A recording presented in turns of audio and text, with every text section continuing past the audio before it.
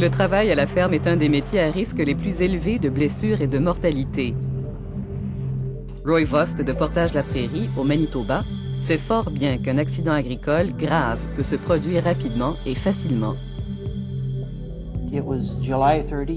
C'était le 30 juillet 2001. Je suis allé tondre le gazon dans les fossés.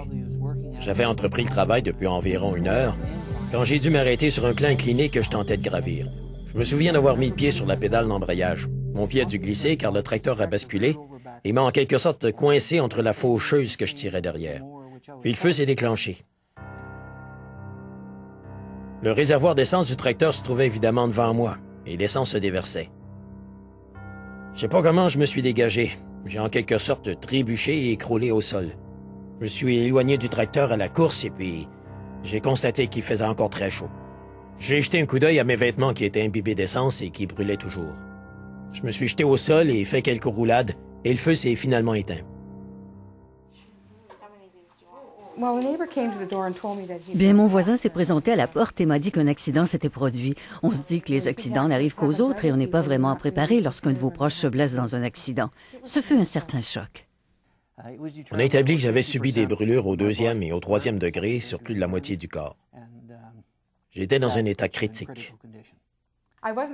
Je n'étais pas vraiment préparée à ce que j'allais voir à l'hôpital. Il n'y avait plus de peau sur les mains de Roy et j'ai été surpris par la gravité de ses brûlures. Pour Roy et sa famille, la longue convalescence a commencé par 3 semaines à l'unité des soins intensifs. En fait, lorsque toutes les greffes ont été pratiquées, on recouvre ces dernières de bandages et on les change pratiquement tous les jours. À l'hôpital, on s'assurait apparemment que mon rythme cardiaque et ma tension artérielle n'étaient pas trop élevés.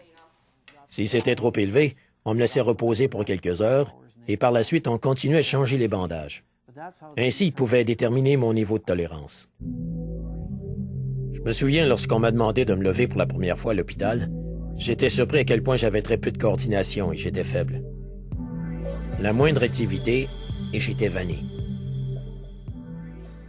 Comme vous pouvez l'imaginer, sur le plan financier, le temps était mal choisi pour être hospitalisé, le 30 juillet, juste avant les récoltes. Je n'ai pu faire aucune récolte. Le printemps suivant, je me sentais assez bien, j'étais de nouveau sur pied et de retour à la ferme. J'ai pas encore repris toutes mes forces car un tel accident sape beaucoup de votre énergie. Je peux pratiquement faire la plupart des tâches et je suis très chanceux d'avoir encore les capacités physiques pour les entreprendre. Nous avons réduit quelque peu la taille de notre exploitation. Nous avons simplement décidé d'accorder de l'importance à d'autres priorités et de jouir davantage de la vie ensemble. Je dois admettre que j'ai vu la mort de près. J'aurais pu y rester. Je ne cours plus les risques que je prenais. Enfin, il y a des leçons à retenir de cette expérience. Je ne veux pas revivre cette expérience et je voudrais pas que ça arrive à aucune autre personne. Pour obtenir de plus amples renseignements sur la sécurité à la ferme, consultez le site www.cfa-fca.ca. Et n'oubliez pas, sécurité à la ferme signifie sécurité d'exploitation.